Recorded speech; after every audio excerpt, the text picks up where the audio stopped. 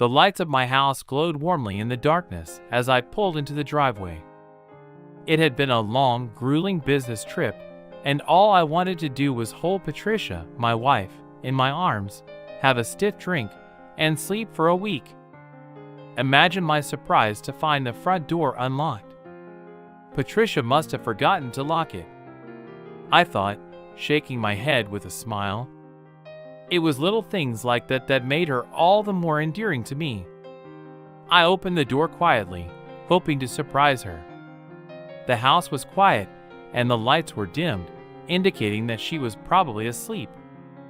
I walked into our bedroom, my heart filled with warmth and love, but as I pushed the door open, that warmth turned into a bitter cold. Patricia, my Patricia, was in bed with Ethan, my best friend Ethan. The sight of them together was like a punch in the gut. My mind was spinning, unable to comprehend the scene before me, but the sound of my sharp intake of breath jolted her awake. Patricia screamed, pulling the sheets around her, and Ethan jumped up, cursing. They looked at me with wide, frightened eyes. I felt my world crumble, replaced by a cold, hard determination. My father's face flashed before me, a painful reminder of another betrayal from years before. I'd been down this road before, and I knew what I had to do. I didn't scream, I didn't make a scene. Instead, I let out a chilling laugh. "What a surprise!"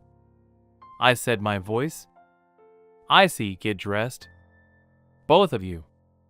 We'll talk about this later." I turned and walked out, leaving them in their shock and guilt. As I walked to the guest room, my mind began to spin. This was now a game of chess, and I was a master at it. Over the next few weeks, I made sure to distance myself from Patricia and Ethan. I would still be cordial with them, but I would never let them see beyond my polite smiles and empty words. All the while, I gathered evidence of their affair, collecting emails, messages, pictures, anything that could serve my purpose. Ethan the fool was easy to manipulate.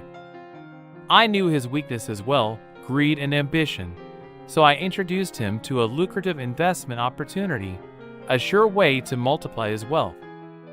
The catch: it was a fraudulent scheme, but Ethan, blinded by the prospect of fast money, didn't see through it. Patricia, on the other hand, was fighting her own demons. I could see the guilt eating away at her, making her restless. She wanted to confess, but I played on her fears. If Ethan got into legal trouble over this investment, I might be able to help him, I assured her. She kept her secret, and I kept mine. As Ethan's financial situation worsened, I stepped in as a benevolent friend and offered him a loan, the only condition he needed to meet: put up his shares in a technology company as collateral. He was reluctant, but the fear of bankruptcy forced him to agree. Patricia finally confessed, her face pale, her eyes full of tears. I put on a shocked expression and pretended to forgive her. I convinced her that we should help Ethan out of this mess. She agreed and used her own savings to buy Ethan's shares at a fire sale price. Then the fraud was discovered. Investors were left penniless, Ethan among them. The legal ramifications of his involvement ensured that he couldn't recover his financial position. Patricia was left with nothing but the tech company's plummeting stock. Finally, I revealed my knowledge of the affair. Patricia's face turned ashen as I outlined my meticulous plan of revenge, how I had exploited her weaknesses and used her own sins against her. "I'm filing for divorce, Patricia," I told her in an emotionless voice, "but Martin," she stammered. "No more lies, Patricia, no more deceit. You made your choices, and these are the consequences." The aftermath of my revenge was a hollow victory. I had won the game, but the taste of triumph was bitter. I looked at the ruins of my life, my marriage, my friendship, all tainted with betrayal and revenge, and felt a pang of regret. Sitting in my now empty house, I looked at the man I had become. I had allowed my heart to be poisoned by revenge, just as my father had all those years ago. But I wasn't going to let it define me. I wasn't going to be a prisoner of my past, so I decided to start over. I sold my house, my cars, anything that reminded me of my old life. I resigned from my successful law firm, leaving behind a career that had defined me for the longest time. But I wasn't afraid because I knew I could rebuild, make something better of myself. I moved to another city, one where no one knew me or my past. I used my wealth to start a non-profit law firm to help those who couldn't afford a good lawyer. It was my way of seeking redemption, of righting the wrongs I had done, as I worked tirelessly for my cause. I found a sense of peace that my revenge had never brought me. I realized that it wasn't revenge that I was seeking, but justice for a boy scarred by his father's infidelity, for a man wronged by those he loved, and in this pursuit of justice, I finally found my purpose, my salvation. I may have been a man marked by betrayal and revenge, but I was not going to let that be my end story too. I never thought I would find myself in this situation. My name is John, and until recently, I had what seemed like the perfect life. I was a software engineer working for a reputable company, and I was married to Emily, the love of my life. We had a comfortable home, good friends, and everything seemed to be going well. Emily, a fitness enthusiast, spent a lot of time working out. She often went to the gym with her personal trainer, Mark. At first, I didn't think much of it. I encouraged her to pursue her passions to stay healthy and active, but over time I began to notice subtle changes in her behavior. She became distant, spent more time away from home, and was unusually secretive about her activities. Little signs that might have gone unnoticed by others, but not by me. I couldn't put my finger on it, but something wasn't right. I began to suspect that something was wrong, but I had no concrete evidence to support my suspicions. One day, while looking for something in Emily's car, I came across a folded piece of paper. Curiosity got the better of me, and I opened it. It was a handwritten note from Mark, her personal trainer. The content of the note suggested a romantic relationship between the two. Shocked and heartbroken, I felt like the ground was crumbling beneath my feet. I couldn't ignore this revelation. I had to know the truth, so I decided to gather evidence and confront Emily. I had to be sure before I confronted her. I couldn't just accuse her without concrete evidence. It was a painful decision, but I knew it was necessary to uncover the truth. I decided to take matters into my own hands and place a hidden camera in Emily's car. It was a risk to invade her privacy like this, but I couldn't bear the uncertainty any longer. I had to see the truth with my own eyes, late at night while Emily slept. I carefully installed the hidden camera in her car. It was discreetly placed so that it wouldn't be easily detected. With a mixture of anticipation and dread, I activated the camera and began the painstaking process of weighing the evidence I desperately sought. Days turned into weeks, and I lived in a constant state of anxiety, wondering if my suspicions were true. Every night, I would take the memory card out of the camera, eagerly anticipating what was on it. Finally, the moment of truth arrived. I sat in my dimly lit room, my heart pounding in my chest as I watched the recorded videos.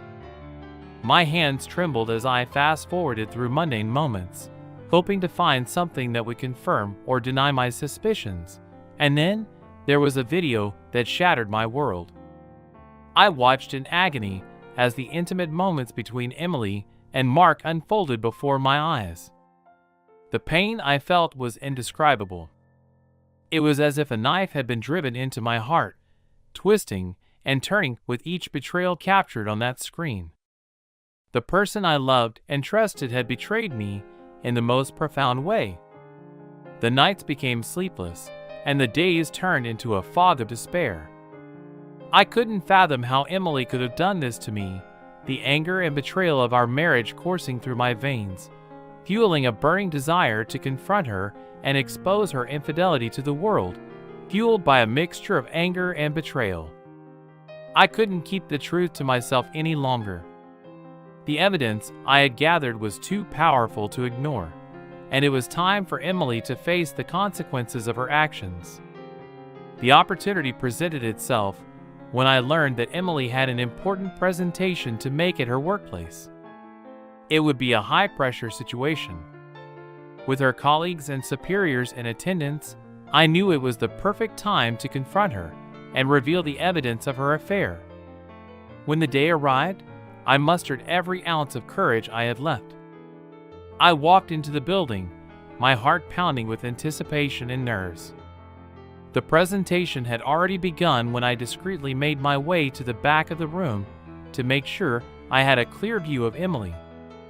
She stood confidently at the front, her voice steady as she delivered her carefully prepared speech, but her facade of innocence was about to crumble. With sweaty palms and a voice quivering with emotion, I approached the front of the room, holding the evidence in my hands. As I stood next to Emily, the room fell silent, and all eyes turned to us. "Emily," I said, my voice shaking with a mixture of pain and anger, "I need to show you all something." I revealed the hidden camera footage that showed the closeness between Emily and Mark, for everyone to see. Gasps of disbelief echoed through the room as her colleagues stared at the screen, their jaws dropping in shock. Emily's face turned pale, her eyes wide with a mixture of fear and guilt. She stuttered, trying to form words that could somehow justify her actions. But it was too late. The room erupted into a chaotic mix of whispers, gasps, and murmurs. Emily's carefully constructed facade had been shattered, and the truth about her infidelity was out in the open. Her professional reputation and personal integrity were forever tarnished. As I left the room, a whirlwind of emotions washed over me. I felt a strange combination of relief and heartbreak. The pain of the betrayal was still fresh, but the burden of carrying that secret had been lifted. The truth was out, and Emily could no longer hide from the consequences of her choices. In the aftermath of the confrontation, I made a decision that would further unravel the lives of those involved. I sought out Mark's wife, Lisa. Driven by a need for comfort and justice, she deserved to know the truth as much as I did. Lisa was a woman who had been betrayed by her own husband, deceived by the same web of lies that had entangled me. It was a painful conversation, filled with tears and shared anguish. I revealed the truth about Mark and Emily's affair, exposing the painful reality that had been hidden from her. The revelation shook Lisa's world to its core. The foundation of trust and love on which she had built her life crumbled beneath her feet. She was faced with the difficult task of deciding how to move forward, whether to salvage her marriage or walk away from a man who had shattered her heart. The fallout from the affair went beyond Mark and Emily's personal lives. It rippled through their families, their friends, and their professional networks. The betrayal had caused a wave of upheaval, exposing cracks in relationships that had once seemed unbreakable. As for me, I had made up my mind. I could no longer stay in a marriage tainted by lies and betrayal. I filed for divorce, determined to sever all ties with Emily and begin a new chapter in my life. The divorce proceedings became a battleground where emotions ran high and every decision felt like a personal attack. The division of assets became a source of contention, as we fought tooth and nail to protect what we believed was rightfully ours. The once seemingly happy couple was now embroiled in a bitter legal battle, each side trying to claim victory in its own way. But in the midst of the chaos and animosity, there were moments of clarity. I realized that fighting over material possessions would only prolong the pain and delay the healing process. I needed to shift my focus to my own well-being and rebuild my life from the ground up, with the support of my friends and family who stood by me. Unwaveringly, I began to rebuild my shattered sense of self. They became my pillars of strength, offering a listening ear, words of encouragement, and a reminder that I was not alone in this journey. Therapy became an important part of my healing process. I sought professional guidance to help me navigate the complex emotions I was experiencing. Through therapy, I began to unravel the layers of pain, betrayal, and self-doubt that had accumulated over time. I learned to forgive myself for not seeing the signs earlier, and to accept that other people's choices were beyond my control. Slowly but surely, I began to regain my sense of self-worth. I focused on my career, pouring my energy into my work as a software engineer. The professional world provided a refuge where I could channel my emotions into something productive. It gave me a sense of purpose and accomplishment that allowed me to rebuild my confidence. One project at a time, as the legal battle raged on, I made a conscious decision to rise above the bitterness and resentment. I refused to let the betrayal define me or dictate my future. Instead, I channeled my energy into acts of kindness and personal growth. During this tumultuous time, I discovered a newfound strength within myself. The pain had shattered the illusions of invincibility and forced me to confront my vulnerabilities. I realized that healing is a process that takes time, patience, and self-compassion. But just when I thought my heart had become impervious to love, a ray of hope entered my life. It came in the form of a compassionate and understanding woman named Sarah. We crossed paths unexpectedly, and a connection and understanding was born between us out of shared experiences of heartbreak and betrayal. Sarah became my confidant, my rock, and my source of comfort. She understood the wounds I carried because she had her own battles to fight. Together, we embarked on a journey of healing and growth, supporting each other through the ups and downs of our respective recoveries. It marked the end of a painful chapter in my life, but it also signaled a new beginning, a chance to reclaim my happiness and redefine my future. With Sarah by my side, I began to embrace the concept of self-discovery. I engaged in activities that brought me joy, pursued long-neglected hobbies, and surrounded myself with positive influences. I traveled to new places, immersed myself in different cultures, and broadened my horizons. As time passed, the scars from the betrayal began to fade. They served as a reminder of the resilience I had developed and the lessons I had learned along the way. The pain turned into wisdom, leading me down a path of self-acceptance and personal growth. And then one day, as if by fate, I found myself in a new chapter of my life. I met a compassionate and understanding woman who mirrored the love and kindness Sarah had shown me, and together we embarked on a journey of mutual support, understanding, and restoring faith in love and trust.